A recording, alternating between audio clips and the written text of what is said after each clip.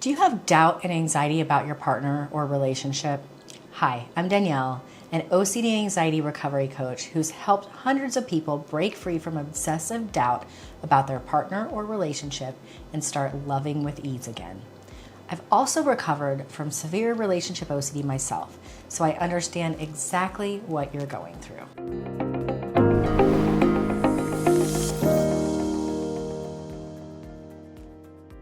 Today, we're going to cover the 4 things you need to recover from relationship OCD. And if you're someone who doubts if you even have relationship OCD or not, I can promise you that's just OCD talking. It's nicknamed the doubting disease for a reason. Relationship OCD is characterized by uncomfortable thoughts, feelings, images, and urges, like the one to break up to escape the discomfort, called obsessions, followed by compulsions, the things you do to alleviate your discomfort, like ruminating, comparing, online research, and so many more. Someone who doesn't have OCD wouldn't even relate to these videos and wouldn't waste their time watching. But accepting the fact that there's no way to be 100% certain about this is part of the recovery process. Recovery from OCD isn't random. It's a systematic process that's done with a coach or therapist who understands the mental, physical, and emotional aspects of the disorder and knows what it takes to overcome the disorder long term. So let's dive into what's needed to recover and why. Number 1, you need to understand the OCD cycle so you can see it starting. Understanding what OCD is the first step to recovering. If you don't understand the OCD cycle or you can't see it starting, you'll end up going down the rabbit hole with it quickly. When you understand what the OCD cycle is and you can recognize when it starts, this is the first step to being able to stop it from spiraling, or even better, to keep it from starting in the first place, which is what I do now. I've been in the recovery stage for years, all because I found a simple 4-step method that stops it from starting in the first place, or stopping it if it's already started. The number 2 thing you need to know to overcome relationship OCD is to learn and accept everything that you're doing to feed the OCD cycle, which is about 25 to 40 or more compulsions that you're currently doing. Being able to recognize the start of the cycle is great, but what keeps us in it is the discomfort that comes with the thoughts and situations that OCD attaches to and how we are responding to that. These are the compulsions. Maybe you worry if your relationship is the right one for you. Maybe you worry about your feelings for your partner or their feelings for you.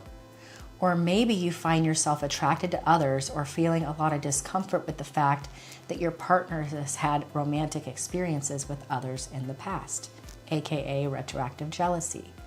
The discomfort or anxiety that comes with these obsessions can feel unbearable. It feels like we have to do something about it now. Talk to our partner, ask our friends, or ChatGPT if it's normal, or that urge to break up so you don't have to think or feel this anymore are really common compulsions. But what I need you to know is that doing compulsions to avoid the discomfort or seeking certainty or perfection is one of the most destructive things that you're doing. It's keeping you stuck and causing you more intrusive thoughts and discomfort in the long run. You probably already know many of your compulsions, like rumination, comparing, seeking reassurance, Googling. But did you know that you have 25 to 40 or more compulsions that you're doing? This is one way that therapy failed me. The exposure I learned was really helpful once I got brave enough to do it, but they never helped me learn all of my compulsions. So I kept relapsing, partially because I was doing compulsions that I wasn't aware of, like overlearning about attachment styles. Which leads me to number 3. You must stop all of your compulsions and keep them at 0, the very best that you can. As long as you're doing compulsions, you will experience symptoms of OCD.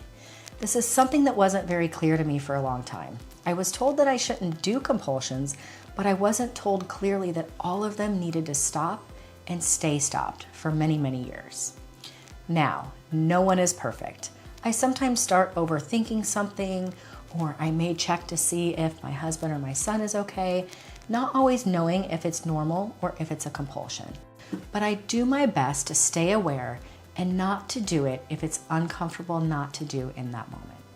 Why are these so hard to stop? You and I have been coping with discomfort in unhealthy ways for decades. Most of us never learned how to deal with uncomfortable feelings or anxious moments in effective ways. So we've been pushing away our feelings, running for discomfort for a long time. So your brain is going to want to go back to these old coping mechanisms sometimes. But when you are aware of this and you stay diligent with retraining your brain and behavior, it gets easier and better in time. So you can see why knowing all of your compulsions is key to recovering. They are the fuel that feeds OCD. The last thing that you need to recover from OCD is guidance and support along the way. Recovery from relationship OCD can't be done on your own. It's rarely done by watching videos and reading about OCD, as much as we want that to help. We tend to think that if we just read or watch enough about OCD recovery, that we'll magically get better or we'll find that magic solution. The magic pill doesn't exist. Not yet, anyway. For anyone who tells you they've experienced results by microdosing, healing their gut microbiome, or any other non-behavioral process, I promise you, ask them in a year if their OCD is still gone, because it's likely come back. I myself tried things that I thought helped, only to have it come back a short time later. It's called the placebo effect. OCD is a behavioral disorder.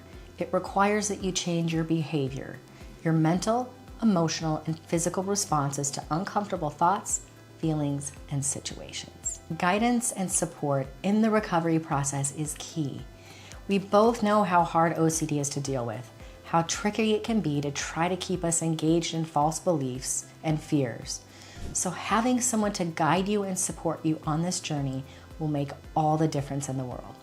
I just had a one-on-one session with a girl in my Path to Love program who's a lot better in just the first 3 weeks of the program, and it's due to her learning the right information and getting daily support while she practices these new tools. Like many of you, she'd been trying to do it on her own, she was going to the wrong therapist, and she continued to struggle month after month.